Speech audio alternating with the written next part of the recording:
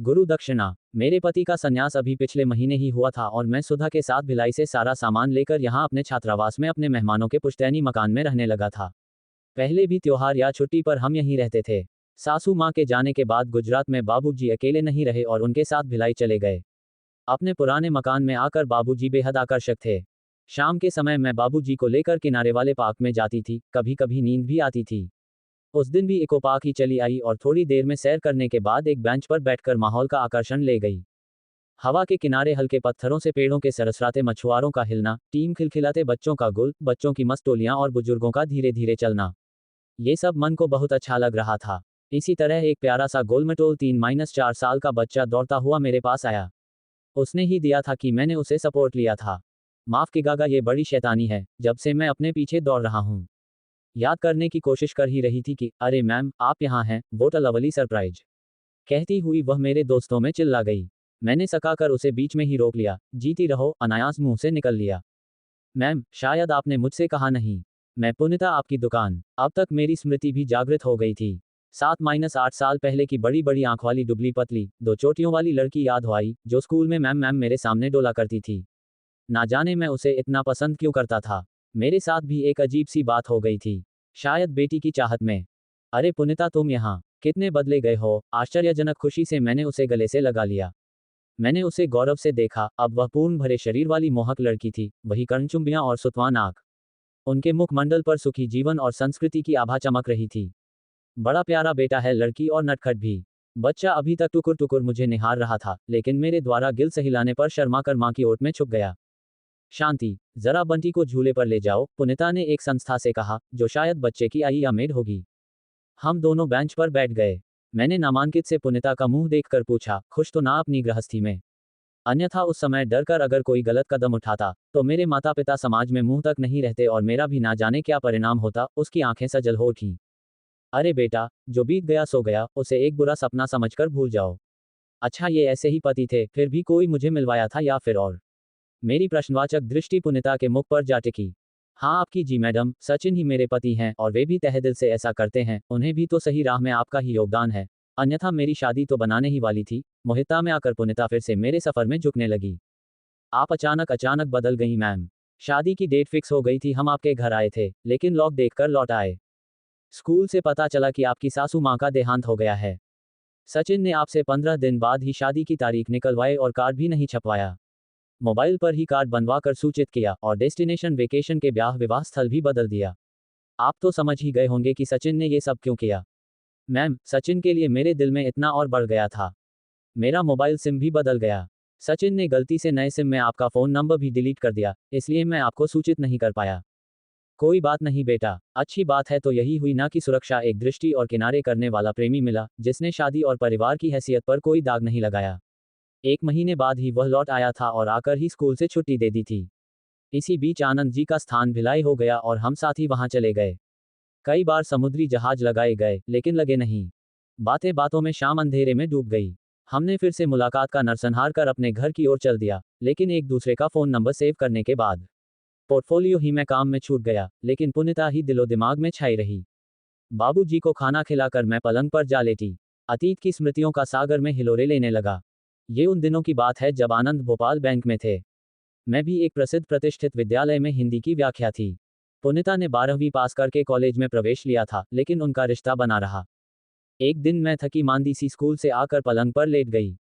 खेल लड़कियां में ड्यूटी लगी के कारण स्कूल में कुछ और ही दौड़ भाग हो गई थी।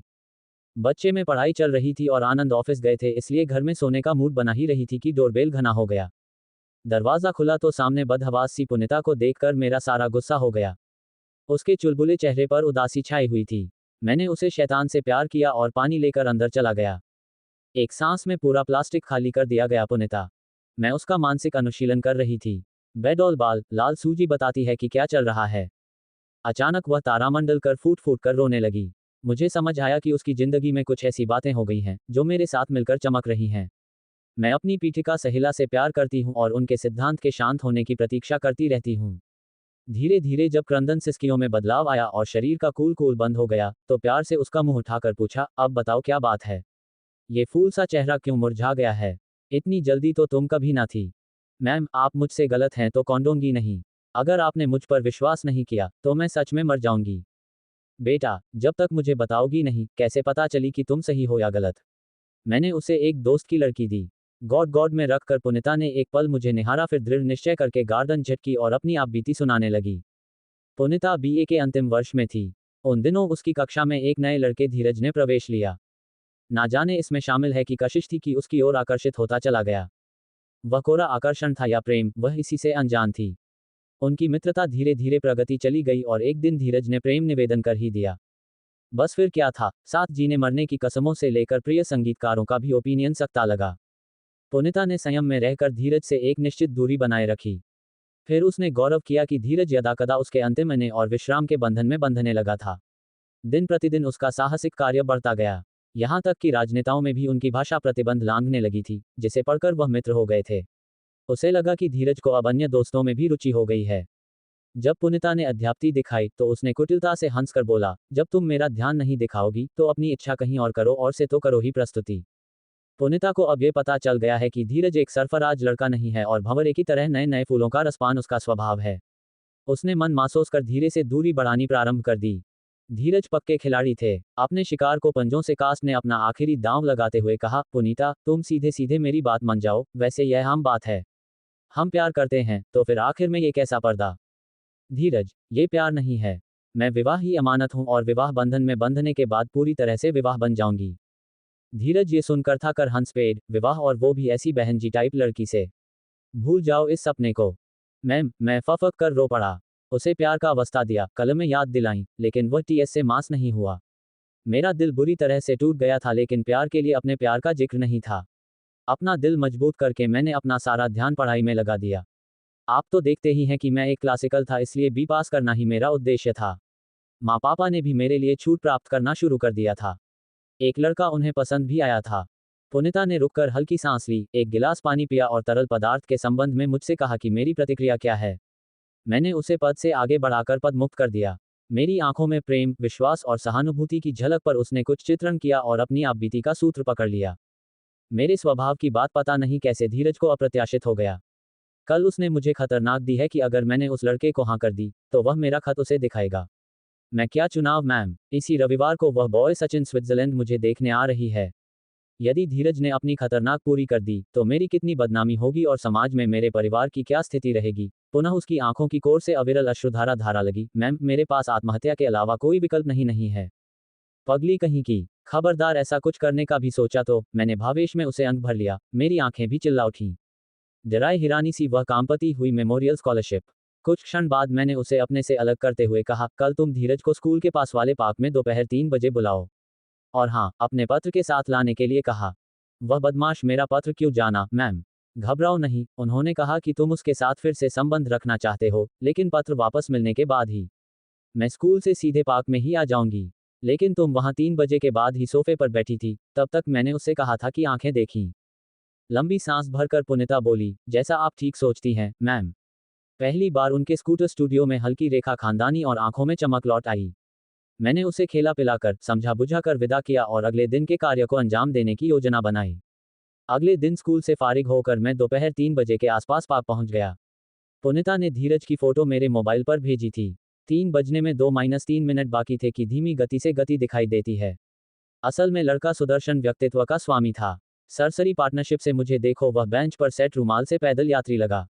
उसने मुझे अपनी आंखों से देखा, लेकिन उसके भावों से साफ पता चल गया कि मेरी उपस्थिति उसे पसंद नहीं आई।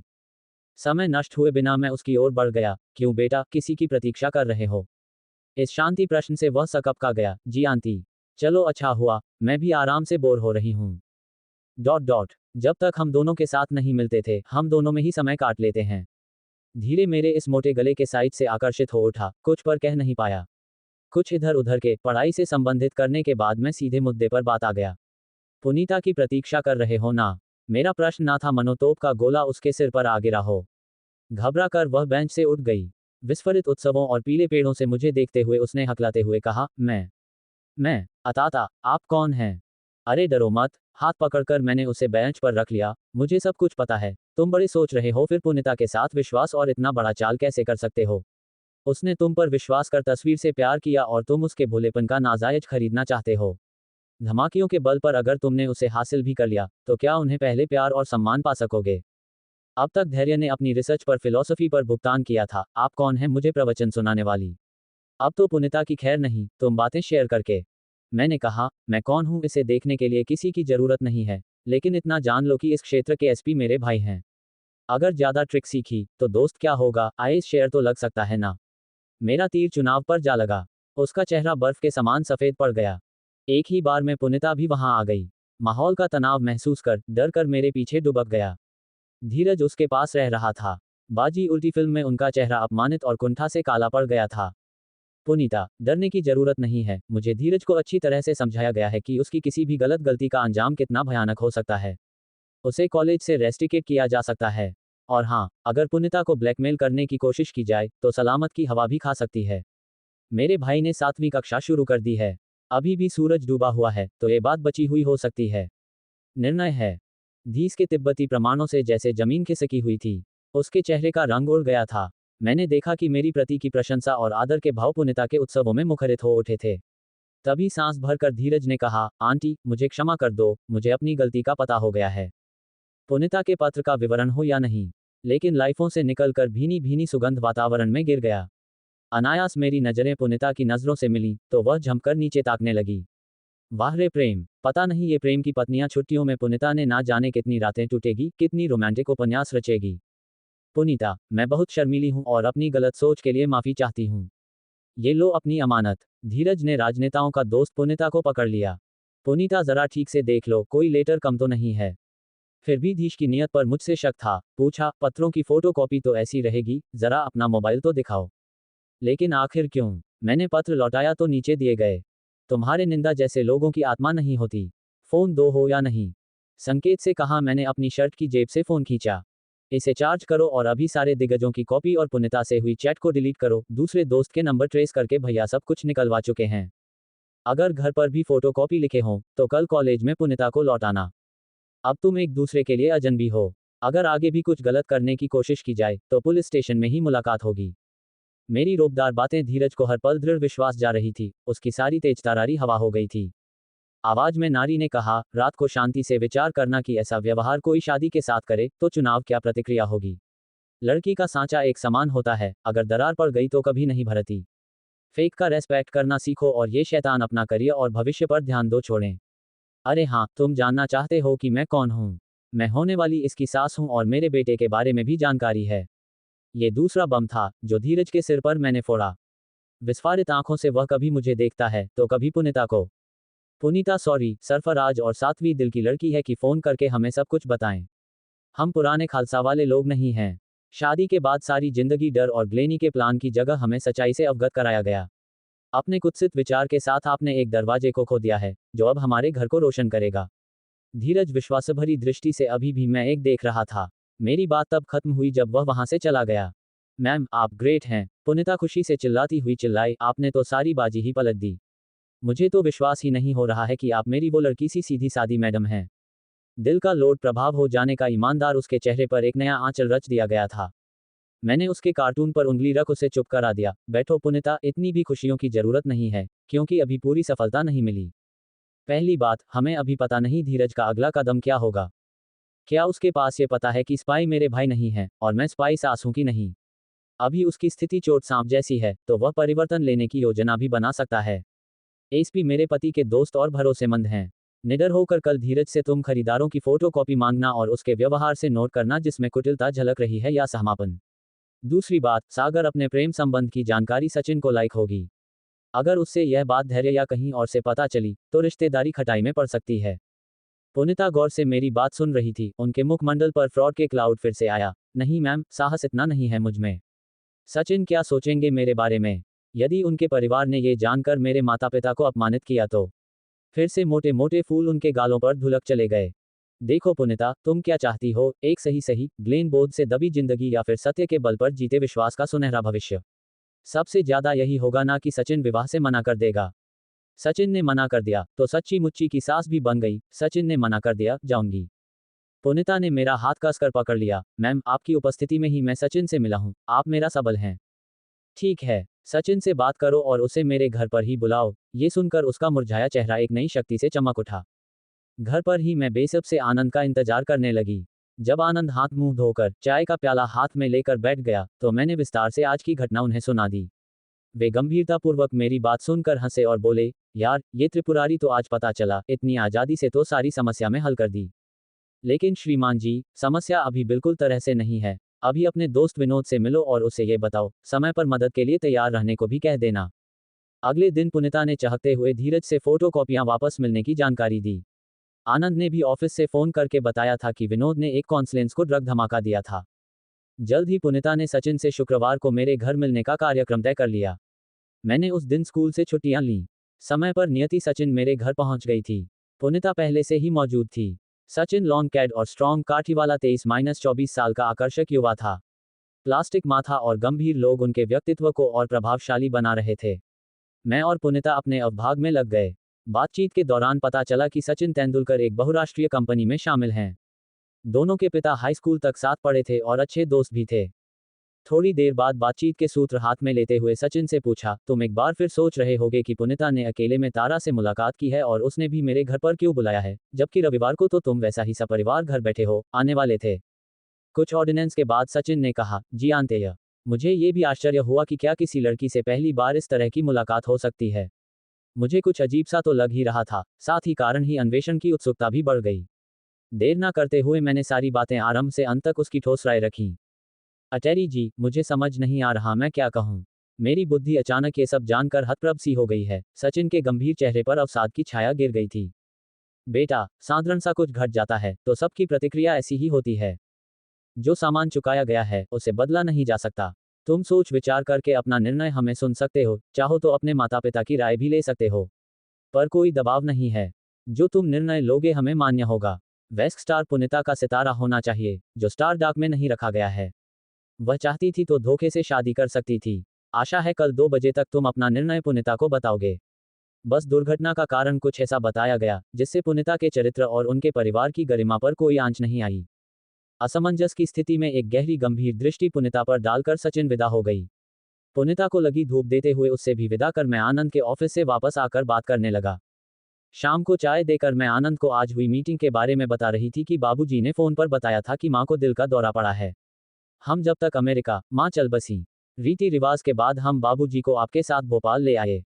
इसी दौरान आनंद का प्रमोशन हुआ और हम भिलाई चले गए। अपनी एक सह अध्यापिका से पता चला कि पुनीता की शादी हो गई थी, लेकिन ये पता नहीं चल सका। इसी तरह 4-5 साल बीत गए। अचानक डोरबेल की आवाज ने मुझे यादों के तानों बानों से उखाड़कर वास्तविकता के शिखर पर ला पटका दिया। शौक कर घड़ी का आकलन तो रात के 9 बजे थे। आनंद लौट आए। खाना खाते हुए मैंने पुनीता से पुनर्मिलन की घटना सुनी। मोबाइल पर पुनीता का नंबर चमक उठा। अरे पुनीता, बड़ी लंबी उम्र है, शादी। अभी आनंद से किताब ही कागज कर रही थी। उद्धरण। मैम, सचिन पायलट से बात करो। 3 जी सादर प्रणाम। माफ की इतनी रात को डिस्टर्ब कर रहा हूँ। ऑफिस से थोड़ी देर पहले ही लौट आया और पुनीता के साथ आपसे मुलाकात की बात हुई, शिकायत ही नहीं हुई। कोई बात नहीं बेटा, बहुत अच्छा लगा आवाज सुनकर। आंटी जी, आपके मार्गदर्शन के कारण ही हम खुशहाल जीवन का आह्वान कर रहे हैं। पुनीता के रूप में जो अमूल्य हीरा मुझे मिला है, उसके लिए मैं आपका आभारी हूँ। हम इस योग्य नहीं है कि आपका ऋण सहायक हो, पर हम आपसे मिलकर गुरु दक्षिण के रूप में आपको कुछ मित्र बनाना चाहते हैं। अरे सचिन, ईश्वर की कृपा सदैव तुम दोनों पर बनी रहे। जब पुनीता ने बताया कि तुम रविवार को रिश्ता पक्का करने गए थे, तो मेरी सलाह ही नहीं रही। रही बात गुरु दक्षिणा की, तो वह तुम दोनों ने मुझे पहले ही दे दिया हो एक प्यारे, भोले भाले बेटे के रूप में। मेरा मन रख पुनीता को एक प्रतिष्ठित सुखी जीवन और संस्कृति की शुरुआत दी गई। इसी वृद्धि कर गुरु दक्षिणा और क्या हो सकता है।